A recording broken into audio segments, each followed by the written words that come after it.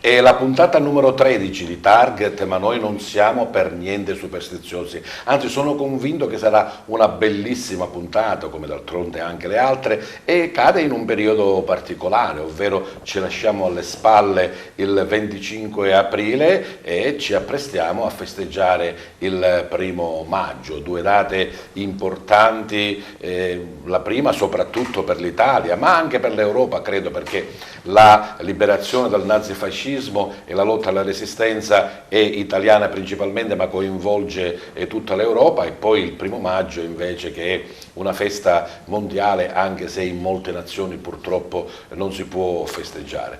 Siete con Televideo Agrigento, l'LCN 92 del digitale terrestre, praticamente su tutta la Sicilia. Ci potete vedere anche in streaming sul sito www.televideoagrigento.tv, praticamente in tutto il mondo. Se avete degli amici, o se ci sono, come ci sono, perché ne abbiamo sicuramente avuto conferma, tanti agrigentini, tanti siciliani fuori sede che seguono le vicende del nostro territorio e anche Target in particolare attraverso lo streaming del nostro sito internet.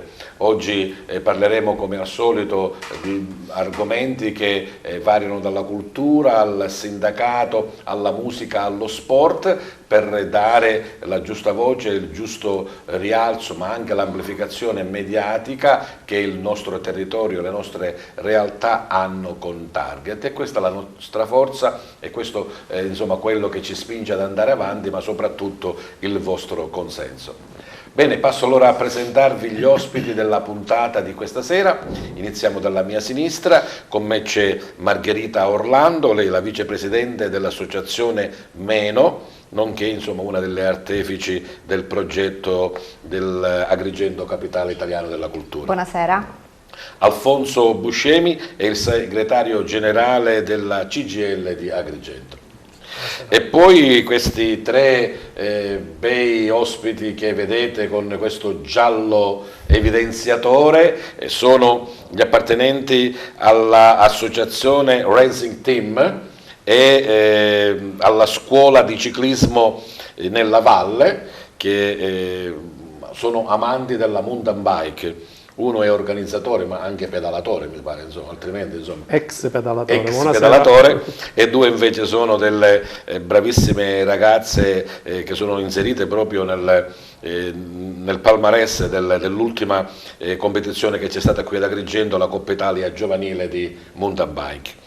E poi la nostra ospite musicale della scuola Vissi d'Arte di Giulia Alletto, Martina Sicurelli. Buonasera. Allora, dicevo bene, Alfonso, che ce ne frega a noi del giorno 13 oppure della 13ª puntata? Non siamo superstiziosi, ci lasciamo alle spalle il 25 aprile, ci affrettiamo a prepararci per il 1° maggio. Che 25 aprile è stato? Un po' di scontro? No, scontro no, certamente con delle difficoltà nel rintuzzare le idee di qualche ministro, di qualcuno che ancora non si vuole capacitare che il 25 aprile segna lo spartiacqua tra fascisti e antifascisti, tra coloro che sono stati aggrediti e occupati e coloro che si sono ribellati. Quindi non può essere certamente la festa della libertà il 25 aprile. Il 25 aprile è il giorno della liberazione dei nazisti che hanno occupato il nostro paese, dai nazisti e dai fascisti che consegnavano ai nazisti gli italiani che a loro modo di vedere dovevano morire. Quindi da questo punto di vista è storia. Poi ognuno si può inventare quello che vuole, può anche conservarsi nella propria casa il mezzo busto dell'autore del ventennio che ha fatto ammazzare tanti italiani, tanti partigiani. Se ne assume le responsabilità politiche, ma noi italiani dobbiamo stare attenti, ecco perché non ce lo siamo lasciati alle spalle, perché ogni giorno deve essere 25 aprile, perché guardi, io sono molto preoccupato delle libertà che si piglia il Presidente del Senato. Il Presidente del Senato, per qualunque ragione, in qualunque istante, anche ora, può diventare il Capo dello Stato, perché il Presidente Mattarella può essere impedito per qualunque ragione, lui diventa il Capo dello Stato. Queste sue idee non ti convincono? Non è che non convincono me, le sue idee, quando lui ha la ritrosia, direbbe Gianfranco Fini, di dire che in Italia c'è stato il fascismo e che la libertà oggi di dire queste cose, lui ce l'ha grazie agli antifascisti, perché come disse un partigiano poi andato al Senato, la differenza tra quei due senatori, il partigiano che dice all'ex fascista, la differenza è sottile. Abbiamo vinto noi partigiani e tu sei libero di stare al Senato. Se vincevi tu, io venivo ucciso. Bene, poi parliamo con Alfonso più dei problemi sindacali e del lavoro o del lavoro che non c'è. Sorridente, e ne ha anche ragione, Margherita Orlando per la grande vittoria di Agrigento, capitale italiana della cultura.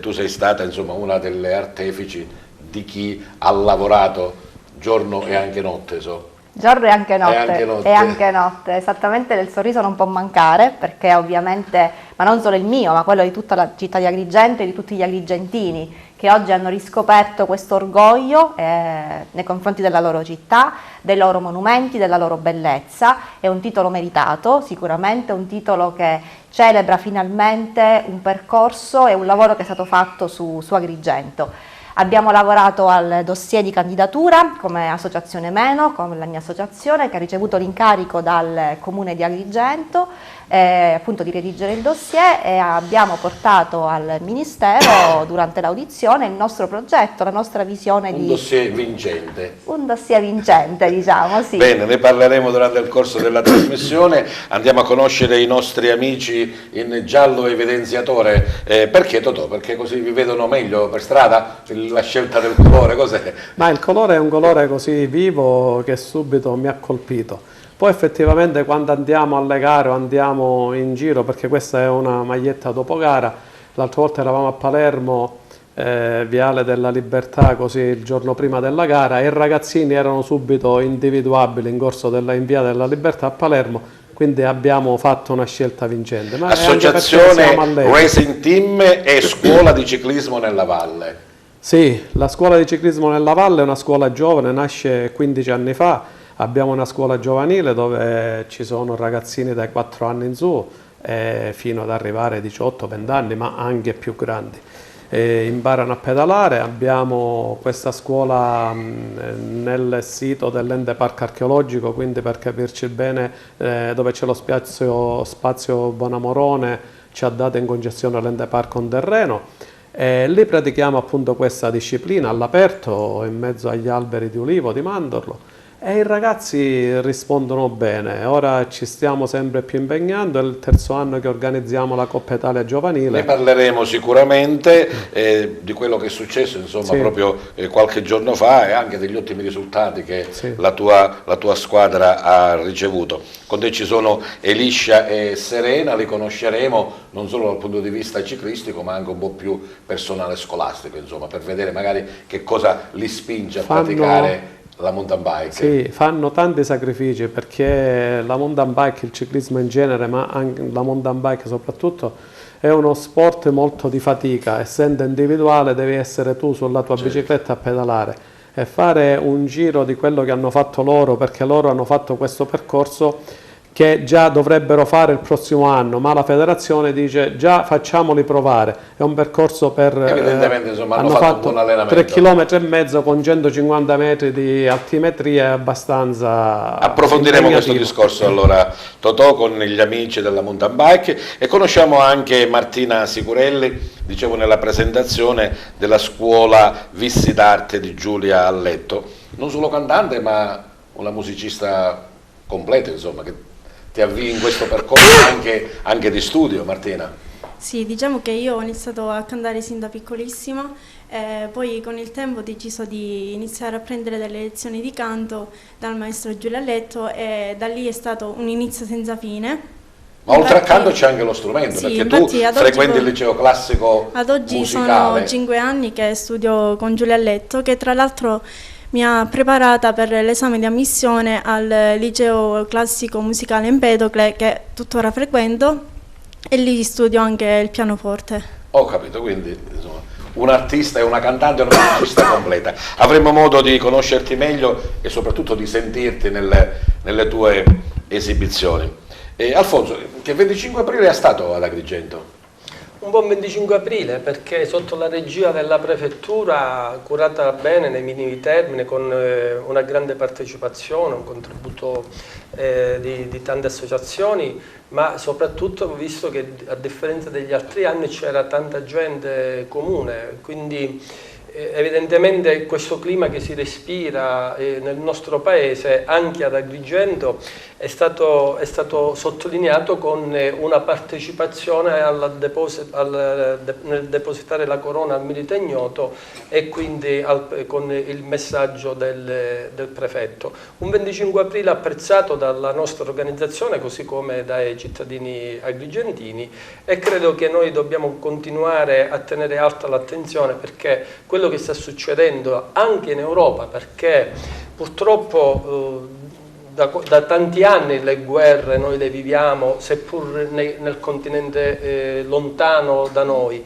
però quello che sta succedendo in Ucraina ormai da oltre un anno ci fa preoccupare ancora di più, ci dà una sveglia maggiore, e quindi il 25 aprile deve essere ogni giorno un giorno di festa, di ricorrenza, ma anche di attenzione, affinché certe cose non si debbano più ripetere. Certo, e poi la resistenza italiana è stata anche presa in esempio, anche per delle cose che potrebbero sembrare un cosino più leggere e futili. Per esempio la Bella Ciao, la canzone del partigiano, non è solo la canzone del partigiano italiano, ma viene cantata anche in Ucraina e anche in altre zone dove ci sono i partigiani che difendono o comunque cercano di riconquistare la libertà perduta. Sì, è diventato l'inno alla libertà ormai nel mondo. Tutti i popoli oppressi e tutti i popoli che difendono la propria libertà ormai hanno preso come simbolo questa canzone, questo fiore a cui si fa riferimento, ed è diventato appunto l'inno alla libertà, una libertà che ogni giorno dobbiamo conquistarci.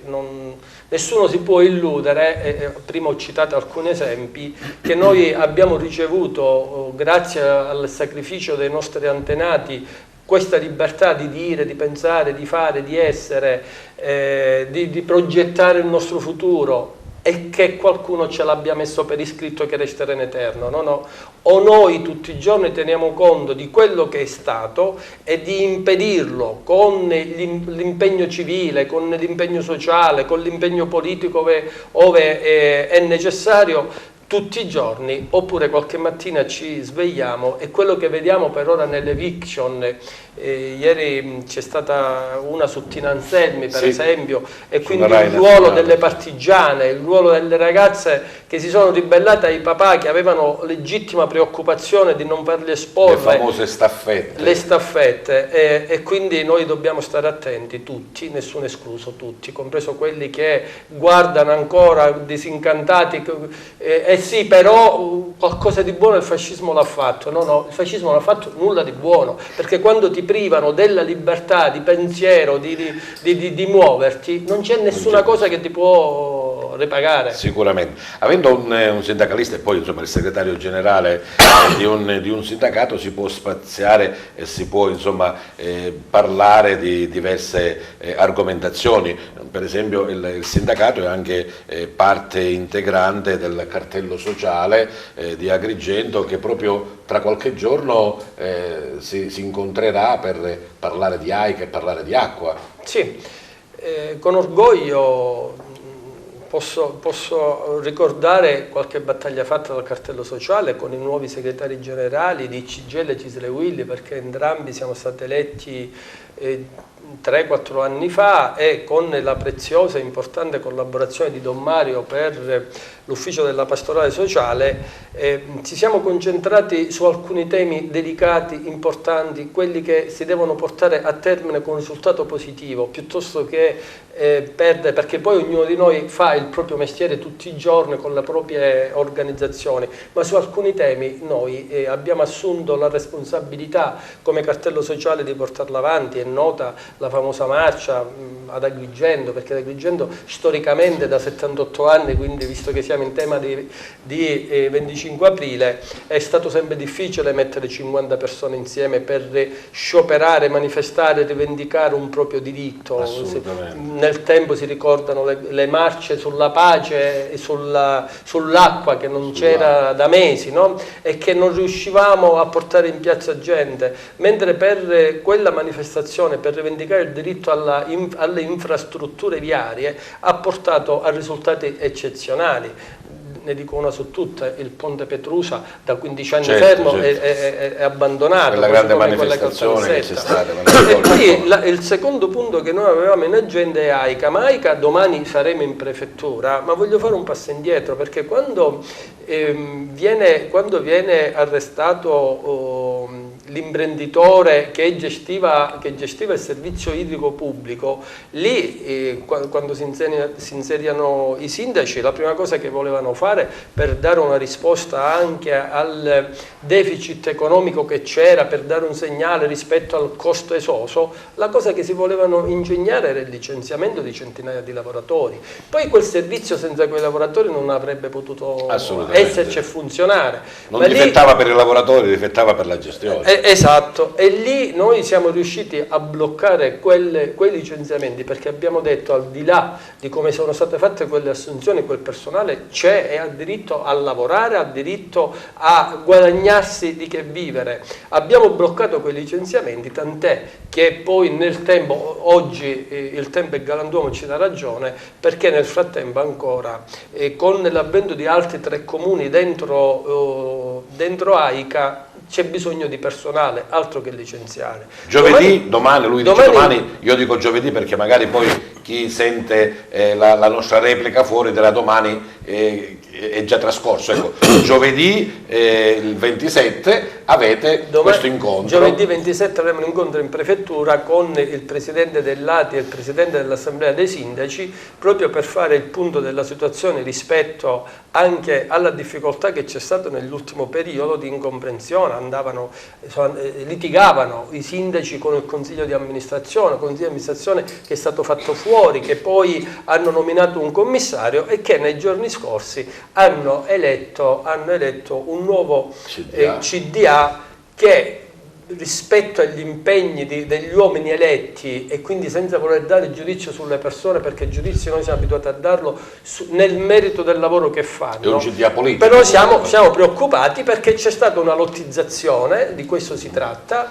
Noi riconosciamo il diritto della politica di scegliere, guai se non fosse così, se ne assumono la responsabilità, però noi da tempo diciamo: state attenti, perché questo tipo di servizio non può essere gestito da gente incompetente o da gente messo lì per dividere pani e pesce ai uomini politici in relazione all'appartenenza, magari facendo assunzione clientelare. Perché su questo staremo attenti. Noi chiederemo che ci siano pari opportunità per tutti i ragazzi e le ragazze che hanno diritto a partecipare a un bando pubblico e assumere chi ha titoli e merito. Lì in prefettura chiederemo di questo tipo di attenzione, ma chiederemo anche conto e ragione rispetto a una questione economica, perché se è vero che noi paghiamo una delle bollette più care in Italia, è anche vero però che noi adesso, con una sana amministrazione, con una gestione pubblica dove non ci sono più costi o non ci dovranno essere più costi impropri, perché i giudici ci dicono che negli anni ad Agrigento ci sono costi impropri che nulla avevano a che fare con la gestione di quel servizio idrico. Allora noi staremo attenti, dove non ci saranno incarichi a consulenti e professionisti solo perché la politica gli deve dare un contentino per i voti che portano. Ecco, siccome noi abbiamo la fortuna di avere un prefetto eccezionale, lo voglio riconoscere pubblicamente, perché questa dottoressa Cocciufa è un prefetto che sta amministrando quella prefettura da mamma di famiglia, con senso di responsabilità, con grande senso di responsabilità anche nel rispetto della cosa pubblica. Noi approfittiamo della bontà di questo prefetto. Avere un interlocutore di questo tipo sicuramente ti spinge anche a fare meglio. Bene, abbiamo dedicato insomma, un po' di tempo per queste argomentazioni, sono cose che ci toccano direttamente, di cui tutti siamo coinvolti. Ritorniamo in bicicletta allora. Totò D'Andrea, ci vuoi parlare di come nasce questa tua organizzazione, questa tua associazione, lo spirito, dicevi, di stare all'aperto e di pedalare e far bene al fisico? Sì, l'associazione, come ti dicevo, nasce 15 anni fa, quindi è un'associazione giovane, ce ne sono molte più datate della nostra, però noi pian piano ci siamo messi già subito in mostra. È nata perché prima eravamo solo noi adulti a girare in bicicletta e abbiamo capito che dobbiamo dare tanto spazio ai nostri giovani e da lì è nata questa associazione, un'associazione che in Sicilia tutti ne parlano perché oltre ad essere tanti siamo ben organizzati, come ti dicevo abbiamo una delle scuole più belle d'Italia come ciclismo, non lo dico io ma lo dice il presidente nazionale della federazione e tutti quelli che sono scesi a vedere, e ci siamo messi in gioco ed è il terzo anno, come ti dicevo, che organizziamo la Coppa Italia Giovanile. La Coppa si è svolta ad Agrigento domenica scorsa, ha visto 215 atleti iscritti provenienti da tutta Italia, 15 comitati regionali partecipanti, insomma un bel successo. Vediamo alcune immagini. Sì, un bel successo perché grazie anche al direttore del parco, l'architetto Roberto Sciarratta, che lui lo dice sempre, noi lì stiamo facendo sport, storia, cultura, perché siamo nella Valle dei Templi, cioè la location da dove si parte con le spalle al Tempio di Giunone, da lì si parte per attraversare Casa San Filippo, la sede dell'Ente Parco, si sale dallo steccato Carrubo per passare anche in posti che non sono visitati dalle persone perché sono posti un po' più dentro l'area boschiva. Certo, non è come farsi una passeggiata sul lungomare di San Leone oppure in città, con la mountain bike hai bisogno di forza, anche perché il terreno insomma è faticoso, perché come hai visto, vedevi prima nel filmato, là è dopo una grande salitone, dopo aver fatto 500 metri di asfalto sull'SP4, quello è il Tempio di Giunone in fondo, quindi entri e poi c'hai tutto lo steccato che passando con la macchina si vede per arrivare nella parte alta dietro il cimitero, e lì poi c'è uno strappo proprio. Queste sono le ragazze che sono state premiate. Ma mi hai portato le ragazze perché sono di più le ragazze o perché loro sono state quelle premiate? C'è una prevalenza di donne? Allora, le donne intanto le dobbiamo premiare sempre. Detto questo, loro nella loro categoria, che era la più giovane, hanno fatto un bel risultato. Eliscia è arrivata seconda e Serena è arrivata quarta. Devo dire che all'inizio tutti dicevano questo sport maschile, io ho una mamma che portava il maschietto, la femminuccia no, se no diventa poi con caratteristiche, l'ha portata a fare altri sport, la danza ad esempio, tanto che io la condivido, però quella ragazzina non era predisposta per la danza e ha detto alla mamma io devo fare la mountain bike e la bicicletta, perché tutti gli sport sono belli, sono da far fare ai ragazzi e quindi poi in base a una cosa si appassiona. Certo. Sentiamo loro allora, sentiamo le ragazze. Eliscia, allora come nasce in te questo piacere, questa voglia di fare mountain bike? Da quanto tempo lo fai insomma? Quest'anno compio 2 anni che pratico la mountain bike. Nasce in pratica, io facevo un altro sport, pattinaggio, e mio fratello veniva a mountain bike. Io sono venuta molte volte, però ancora non mi appassionava. Poi dopo esserci venuta tipo 10 volte così mi sono incominciata a appassionare, infatti ho lasciato il mio sport che lo praticavo già da 5 anni e sono venuta a mountain bike. Quindi hai preso la bicicletta, hai iniziato a pedalare, magari era più facile una bicicletta da passeggio che invece una mountain bike, lì sì, bisogna pigiare più forte. Sì, no? io all'inizio non credevo che c'era tutto questo mondo dietro, però dopo averlo scoperto è stato bellissimo. Quanto tempo dedichi alla mountain bike? Molto tempo, metà della mia giornata la passo a studiare e l'altra metà della giornata con la mountain bike. E a proposito di studiare, quanti anni hai, che scuola frequenti? Io ho 12 anni e frequento la scuola Rita Levi Montalcini presso Federico II. Quindi sei in seconda media? In prima media. In prima media. Scusami, c'era una foto che è passata proprio prima di questa. se c'è possibile ritornare indietro. Praticamente lì vediamo Eliscia, che è la prima, la ragazza, che è una ragazza del Mongibello, del team Mongibello, quindi di Catania, che è arrivata prima a pochi secondi da Eliscia seconda. E durante la gara c'è stata competizione, quell'agonismo che si battagliavano, poi all'arrivo c'è l'abbraccio, e lì questa foto racchiude tutto il lavoro che noi tecnici facciamo con i nostri ragazzi. Quindi, oltre che un aspetto sportivo naturalmente e fisico, anche una crescita sociale e personale, no? Sì, noi siamo, oltre che tecnici, dobbiamo formare ragazzi nel miglior modo possibile. Considera che i ragazzi passano tanto tempo con noi, perché ci alleniamo 2, 3, 4 volte a settimana e poi quasi ogni domenica siamo in gara. Ora domenica siamo a Carini, domenica poi 7 maggio saremo ad Agrigento di nuovo nella nostra scuola di ciclismo, perché c'è un'altra manifestazione regionale dei giovanissimi dove aspettiamo circa 300 ragazzi. Molto piena quindi la vostra giornata, la vostra attività. Conosciamo anche Serena Principato. Tu quando hai iniziato e perché? Quest'anno faccio 2 anni che faccio mountain bike. Un po' più vicino al microfono. Faccio mountain bike. Prima di conoscere la mountain bike facevo danza, e poi con la pandemia però non c'erano sport che si potevano praticare, e allora ho deciso di fare mountain bike. E piano piano te ne sei innamorata? E piano piano poi mio fratello non ha voluto più continuare, invece io mi sono appassionata e ora sono qua. Tu, la tua età è della scuola? Quanti anni hai? Ho 11 anni e faccio la prima media, scuola Anna Frank, Quadrivio Spinasanta. E anche tu dedichi il tuo tempo libero alla bicicletta? Sì, però passo più tempo a studiare. Certo, però ce lo dedico il tempo per la mountain bike. E poi se uno vince, arriva terza, quarta, prima, seconda, c'è anche una bella soddisfazione, no? Sì, anche per il compagno che magari è arrivato primo e io sono arrivata magari quarta, provo felicità per la compagna, non provo, come dire, non provo cattiveria. Assolutamente.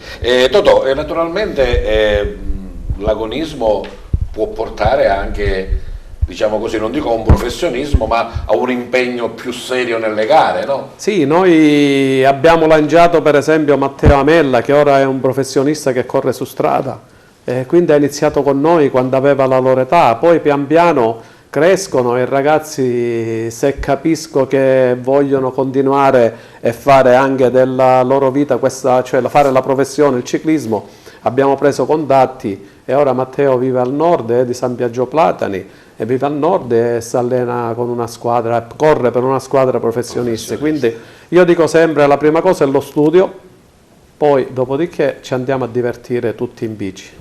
Bene, ritorniamo con Martina. Dicevamo il suo amore per la canzone che nasce da bambina praticamente, no? Sì, ho sempre cantato fin da piccola, poi diciamo che lo studio con la maestra Giulia Letto è uno studio completo a 360 gradi. Logico, perché oltre ad avere la qualità, diciamo, naturale, poi devi anche approfondire con lo studio, le tecniche, tutto quello che comporta. È un maestro che riesce a trasmettere a noi alunni tutto, sia da un punto di vista musicale che da un punto di vista umano. Ti impegna di più a fare lezione di canto o lezione di pianoforte?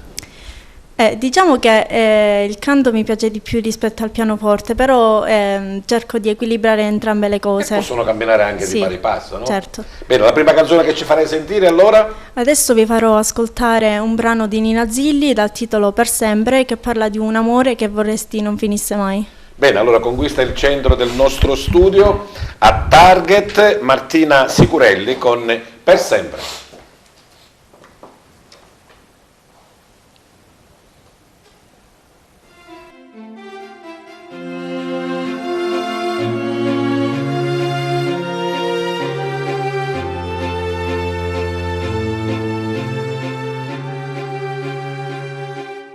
Se un giorno tu tornassi da me dicendo che è stato un errore lasciarmi andare lontano, lontano da te, se un giorno tu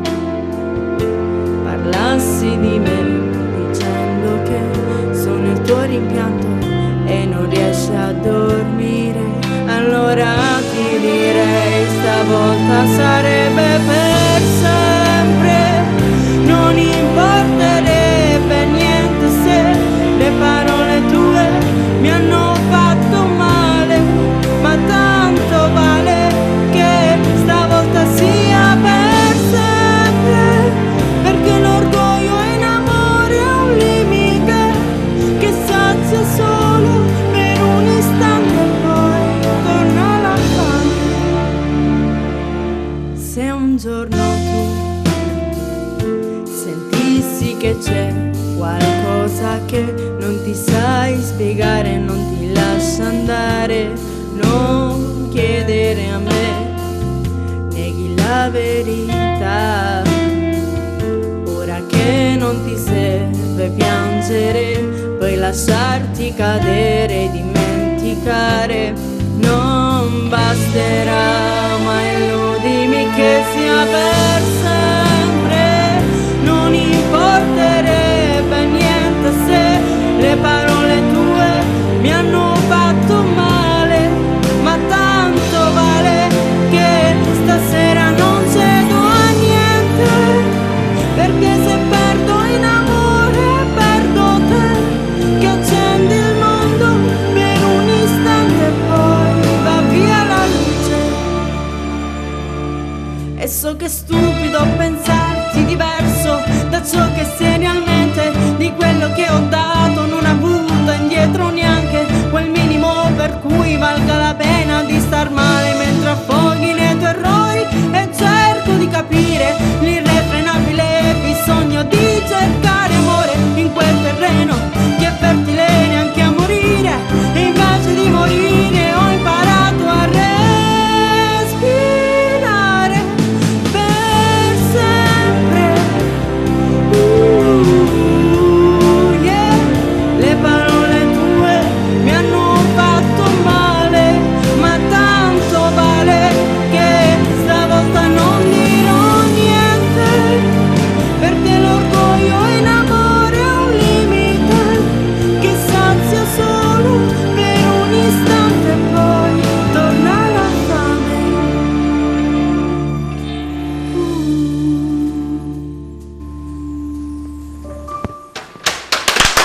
Brava, bellissima voce, complimenti a Martina.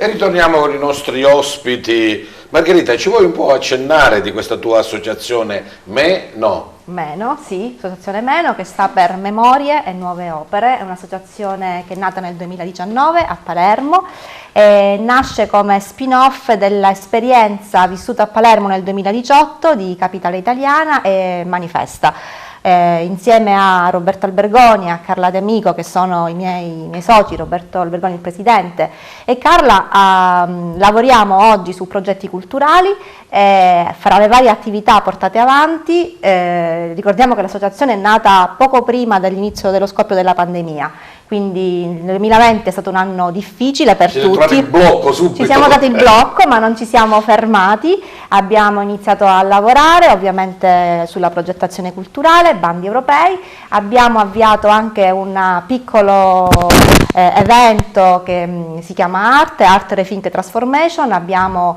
praticamente utilizzato le tecnologie per poter portare la cultura attraverso esperienze diverse.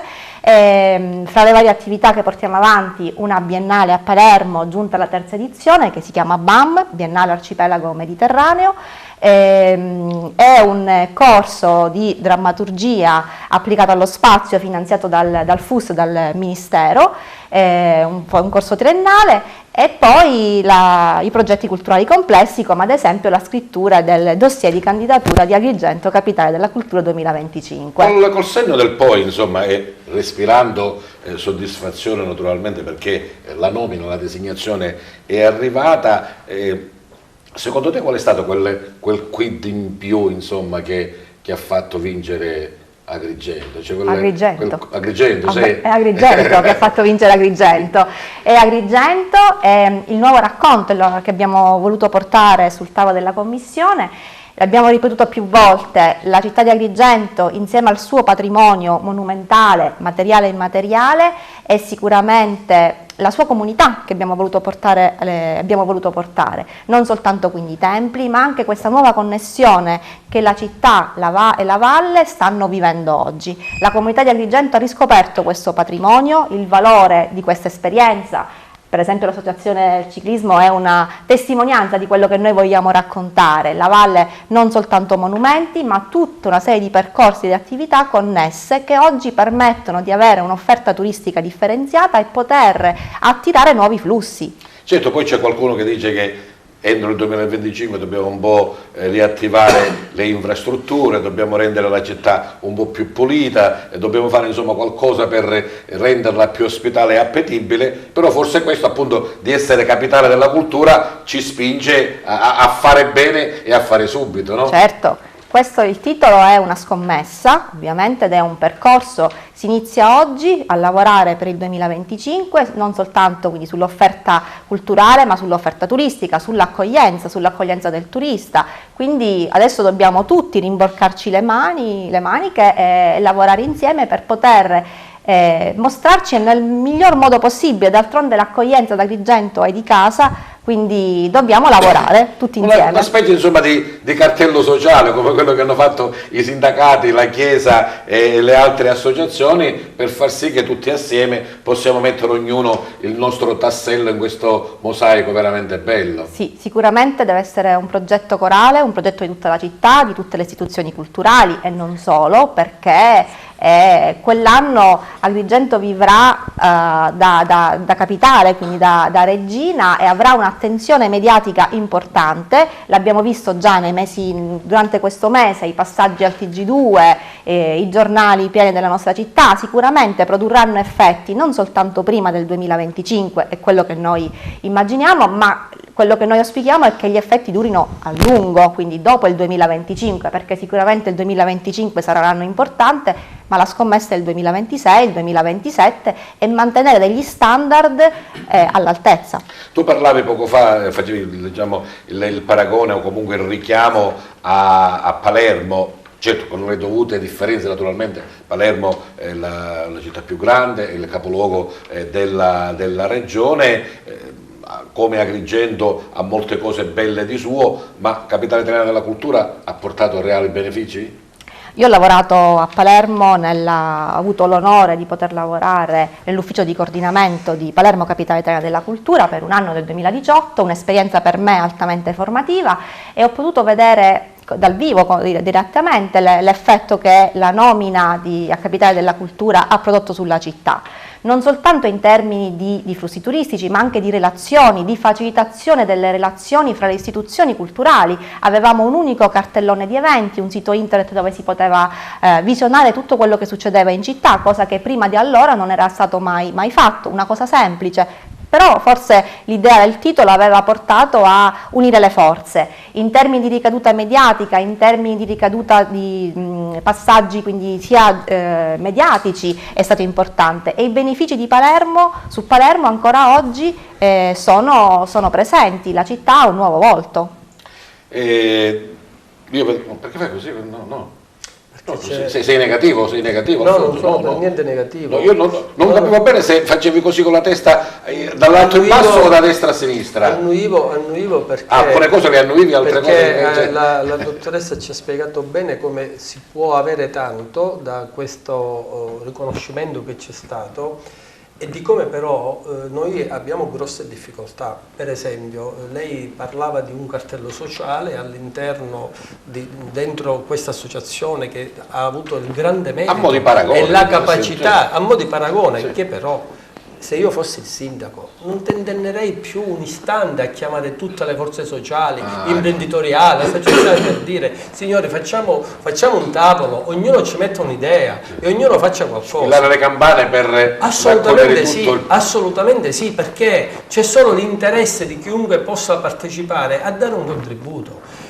Diceva benissimo la dottoressa di quello che la CGIL di Agrigento 3 giorni fa ha fatto una lettera aperta che vuole essere proprio l'invito anche a questa amministrazione di incominciare a dare l'esempio, perché se è vero che ci vuole il contributo di tutti, che ci dobbiamo sbracciare tutti, il sindaco deve dare l'esempio. Allora noi abbiamo letto, noi riscontriamo con le nostre tasche la grande difficoltà di raggiungere Roma, di raggiungere Agrigento, perché la speculazione che c'è nello spostarsi è enorme con gli aerei, dopodiché c'è la grande fatica, perché per arrivare ad Agrigento ci vuole mezza giornata solo per il viaggio, oltre ai costi. Dopodiché se ci mettiamo anche le infrastrutture viarie che ancora latitano, se poi ci mettiamo per esempio che quando si arriva ad Agrigento non si trova un parcheggio, chi viene con una macchina ha un grande problema, dove va a parcheggiare? E se ci mettiamo anche la maleducazione di chi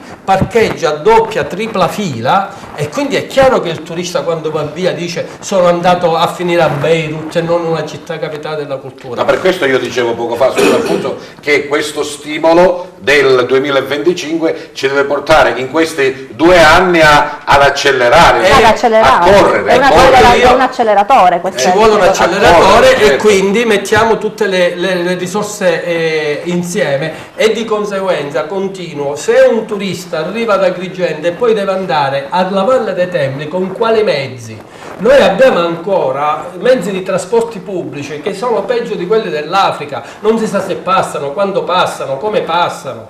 Noi abbiamo fatto da 2 anni, forse 3, denunce precise di quello che è il servizio urbano ad Agrigento, la qualità, è un insieme di cose. Se poi, visto che anche lei diceva, in Via Emera non è il quartiere sperduto dove una città antica come Agrigento ha l'erba naturale e che ci vogliono risorse importanti per mantenere una grande città pulita, lo capisco, ma se in Via Emera ancora abbiamo noi le erbacce, l'erba in Via Emera, che è diciamo, la strada principale per arrivare al centro storico, per arrivare nel salotto, allora lì bisogna davvero, io nel mio comunicato non ero negativo, dicevo è una grande opportunità, non sprechiamola, per non sprecarla non lasciamo nulla al caso. Dottoressa Orlando, quindi non solo cultura, non solo tutto quello che abbiamo, ma anche poi impegno proprio nelle cose spicciole, ecco. Sicuramente sarà un impegno, come dicevo, per tutti, da tutti i lati, non soltanto culturale, infrastrutturale. Ricordiamo che a Roma è stato presente con noi il presidente dell'ARS, che ha sottolineato come la Regione fosse al nostro fianco nel caso di un'eventuale vittoria con le infrastrutture. Non esiste turismo senza infrastrutture, non esiste cultura senza servizi, quindi peccato sicuramente... che il Presidente della Regione dice che l'aeroporto di Agrigento è produttivo. Ora io, tra il Presidente dell'Arte e il Presidente della Regione ci sono dei soggetti, però chi governa... Non possiamo fare un aeroporto in 2 anni sicuramente, però si può accelerare per migliorare le infrastrutture. Diceva bene il tecnico, perché vede, io quando con la testa facevo così, c'era il... No, ti vedevo soddisfatto delle parole che diceva. Sì, e contemporaneamente c'era la tristezza dentro di me, come mentre la dottoressa Orlando è riuscita con il suo gruppo a imporsi con progetti culturali, con progetti di prospettiva che portano lavoro, che lasciano... Poi ci sono tanti ragazzi e tante ragazze che invece non hanno trovato l'opportunità, non parlo di capacità, perché quando escono fuori da Agrigento i nostri figli, poi diventano tutti scienziati, tutti tecnici importanti. Il problema è che spesso mancano le opportunità. Però dobbiamo essere positivi. Dobbiamo essere positivi. Io sono una che è stata fuori, è stata all'estero ed è tornata perché scommettendo su questo territorio, io non sono neanche agrigentina, quindi agrigentina d'adozione, e il mio pensiero è sempre stato: se non lo facciamo noi il cambiamento non potrà mai arrivare, quindi la scommessa parte da noi, ed è quello che poi nel mio piccolo lavoro, che essendo un lavoro nel settore culturale dove è difficile, diciamo, conosciamo benissimo le difficoltà, da 10 anni lavoro su progetti culturali, su progetti di cooperazione, per esempio con la sponda sud del Mediterraneo. L'archeologia pubblica Agrigento-Tunisi. Agrigento-Tunisi, sì. progetto finanziato dal programma Italia-Tunisia, che è un programma di cooperazione trasfrontaliero e che vede una rete di partner italiani, siciliani, agrigentini e tunisini. Abbiamo il parco, l'università e il consorzio, e lavorano sul fronte dell'archeologia pubblica.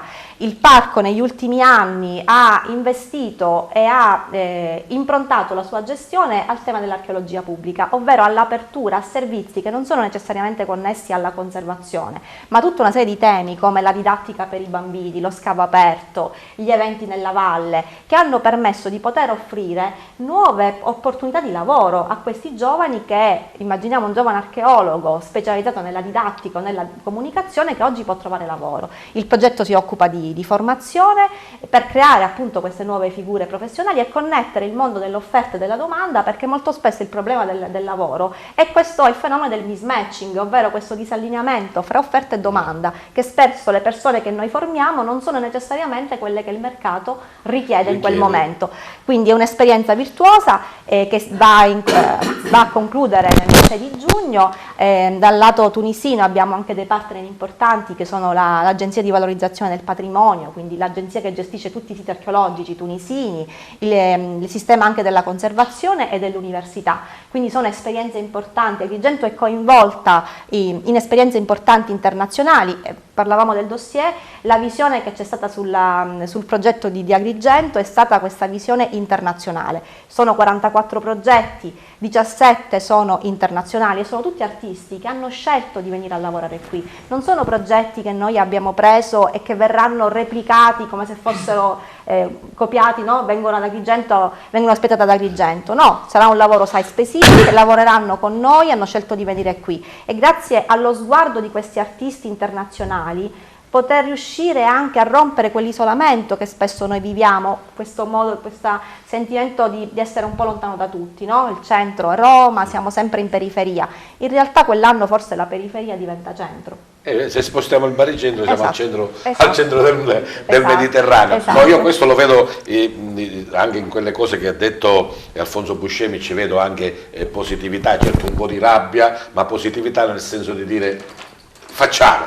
Abbiamo gli strumenti, siamo attrezzati. Andiamo Siamo avanti. tutti qua. E a proposito di strumenti, no? Nel senso che ritornando alla nostra mountain bike, dicevamo della grande soddisfazione della Coppa Italia giovanile, ma anche dei progetti futuri, dottor Andrea. Sì, come diceva la dottoressa Orlando, ad Agrigento abbiamo, non lo scopriamo noi, ma abbiamo tanti posti che sono eccezionali.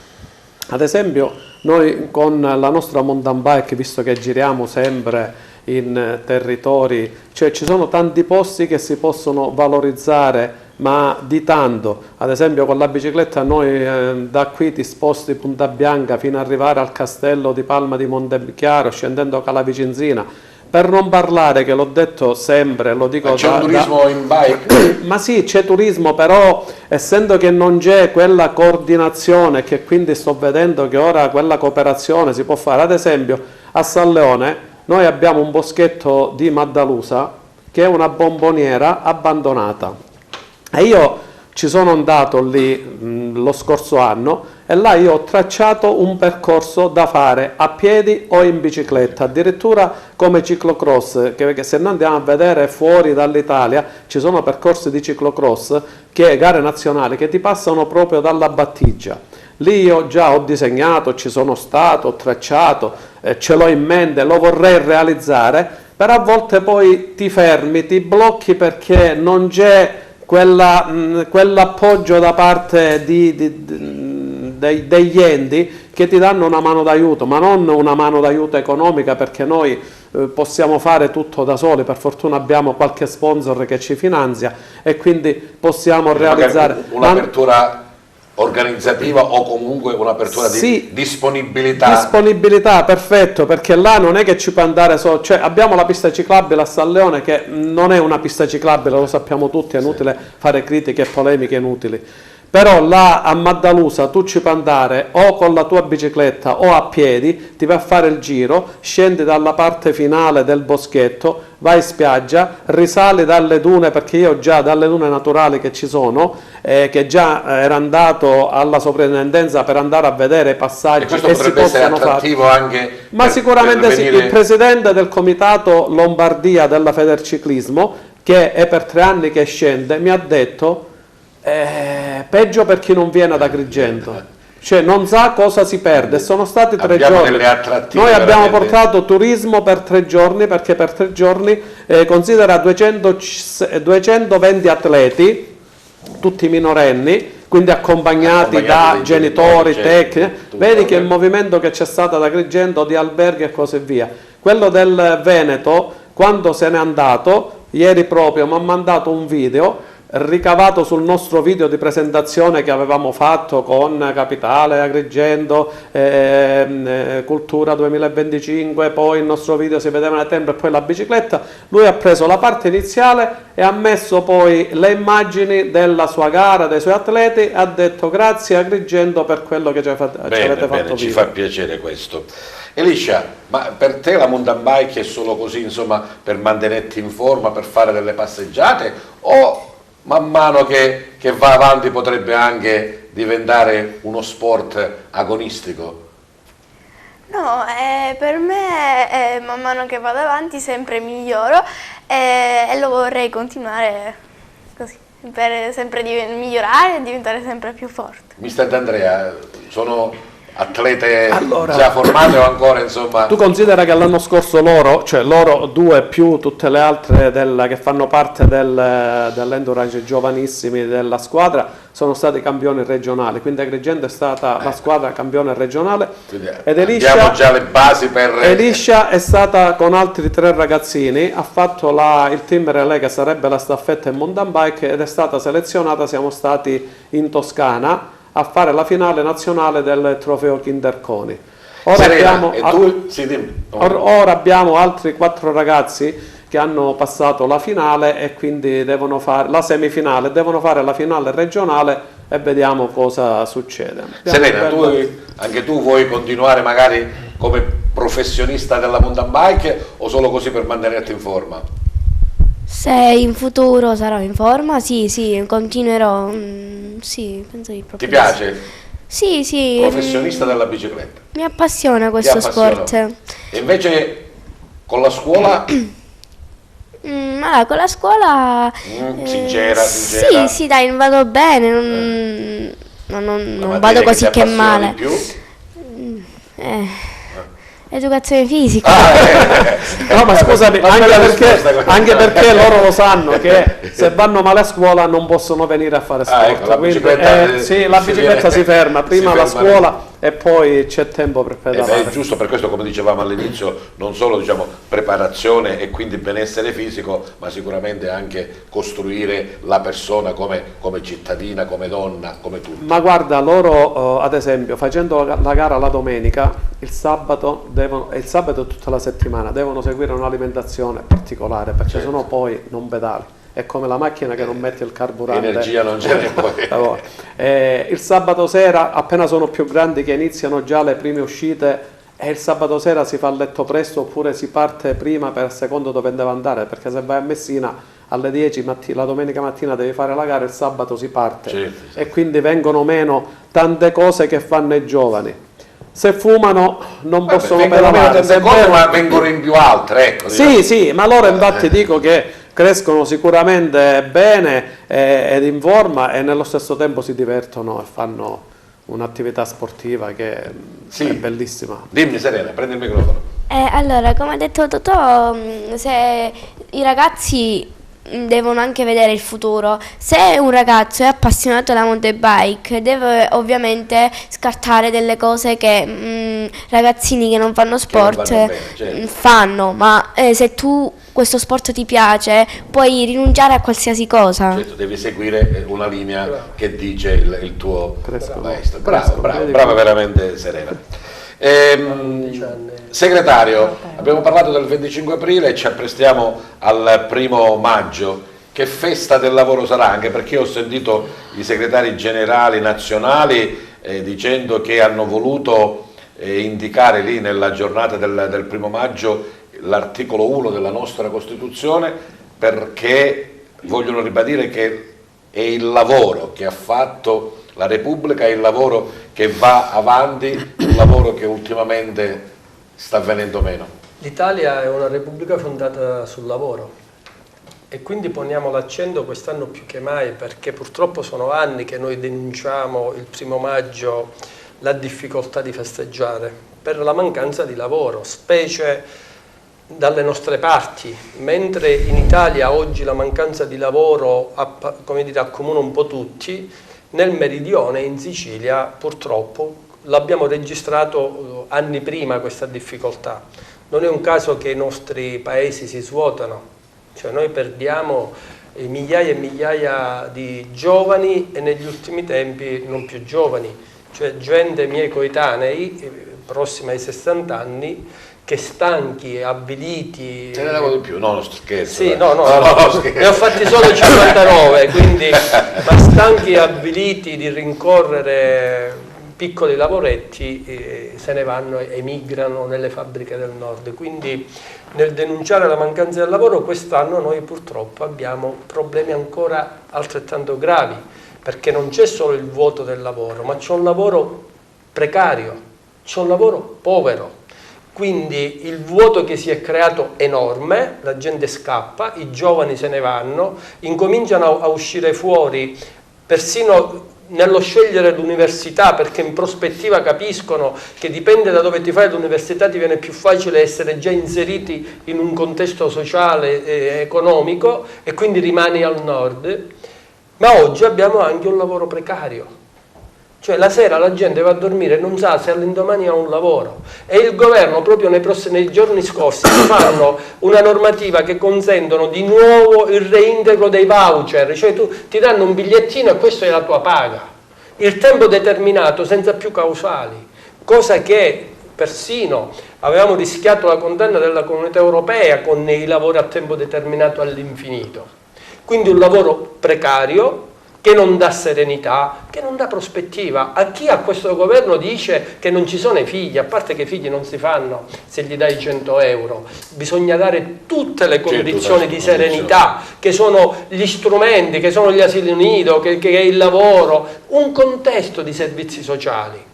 Ma poi il bonus ha, insomma, ma lascia il tempo che trova. Lascia il tempo che trova, perché se vuole convincere una giovane coppia a fare figli con 19 euro, hanno messo nella finanziaria di quest'anno 19 euro mediamente, il famoso bonus fiscale lo chiamano, sino a dicembre, 19 euro sino a dicembre. E poi che facciamo? A parte che con 19 euro non vai da nessuna parte, quindi un lavoro precario a cui noi abbiamo detto che è una vergogna, ma anche povero. Ma dove si è sentito dire mai che una persona che lavora 8, 9, 10, alcuni anche 12 ore al giorno, a fine mese non ha una retribuzione onesta per campare, non per arricchirsi, per campare? Oggi chi lavora, c'è un pezzo dei lavoratori che sono poveri, e parlo di quelli a cui si fa un contratto collettivo nazionale di lavoro grazie a sindacati gialli, perché spesso molti imprenditori disonesti ti applicano un contratto che è dentro la legge, che però non è firmato dalle grandi organizzazioni sindacali, si fanno un sindacato di comodo, gli firmano quel contratto e poi gli danno buste paghe di 700 e 800 euro al mese. Come pensi di fare sopravvivere tu una famiglia? E parliamo di quelli che si mettono le carte in regola, perché poi vediamo che il lavoro nero purtroppo ancora è enorme. Quindi ancora un 1° maggio di lotta? Un 1° maggio di lotta, tant'è che noi nel mese di maggio abbiamo 3 grandi manifestazioni. L'8 di maggio scenderemo in piazza CGIL, CISL e UIL a Bologna, il 15 scenderemo in piazza a Milano e il 20 saremo in piazza, compreso la Sicilia, a Napoli, perché in questo contesto dove si sono mangiati tutto il grosso di quello che era un tempo la società, la classe media, Prendi l'impiegato, un tempo era visto quasi con un occhio privilegiato. Perché privilegiato in quanto era impiegato, aveva la serenità del posto di lavoro fisso.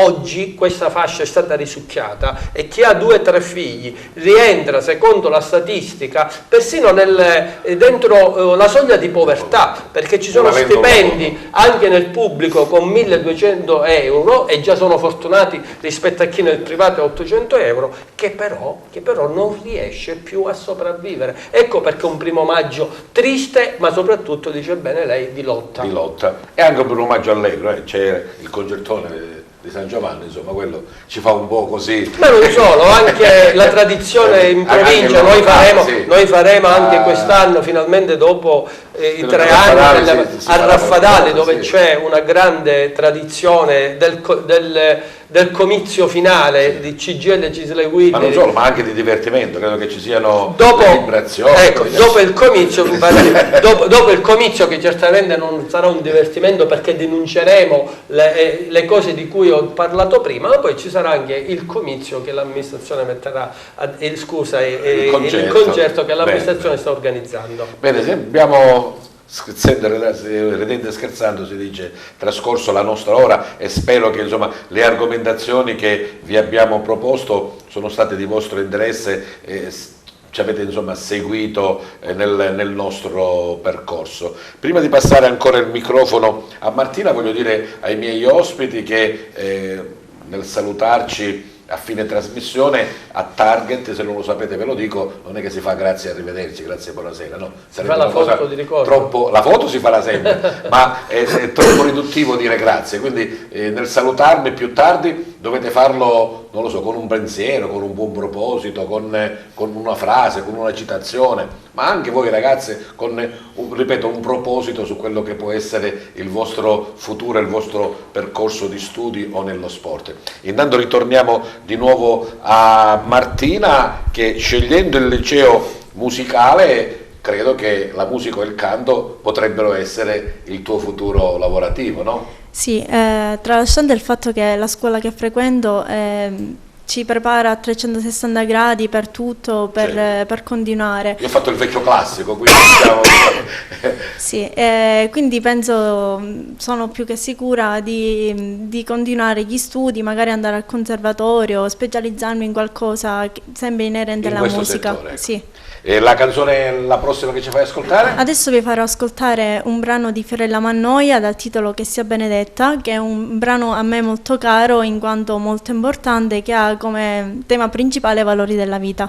Bene, allora con questo ancora il centro del nostro studio, Martina Sicurelli della scuola Visti d'Arte di Giulia Alletto, con questa bella canzone di Fiorella Mannoia.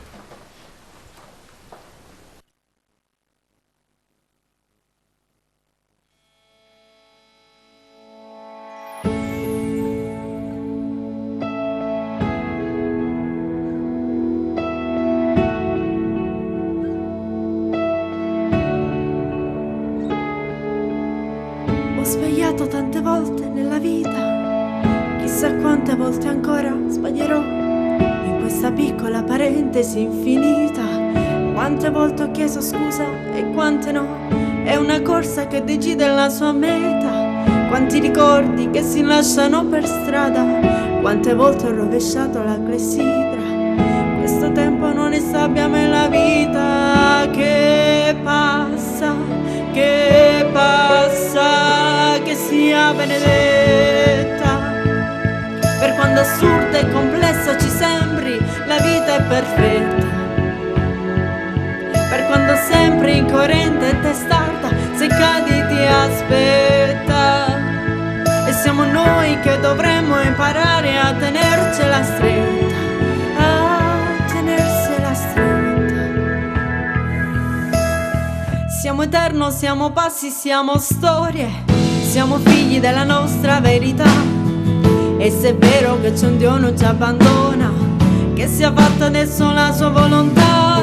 In questo traffico di sguardi senza meta, in quei sorrisi spenti per la strada, quante volte condanniamo questa vita, illudendoci d'averla già capita. Non basta, non basta, che sia benedetta.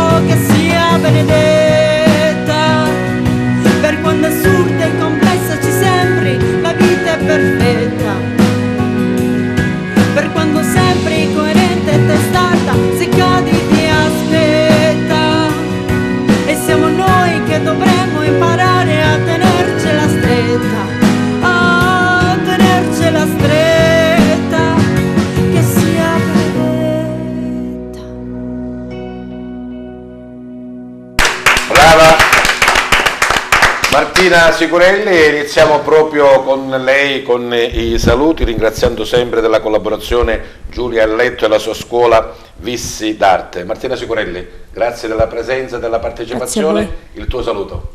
Il mio saluto va a tutti coloro che amano la musica e vi auguro di inseguire i vostri sogni, sia piccoli che grandi, perché come sappiamo la musica non ha età ed è meravigliosa, quindi buona musica a tutti.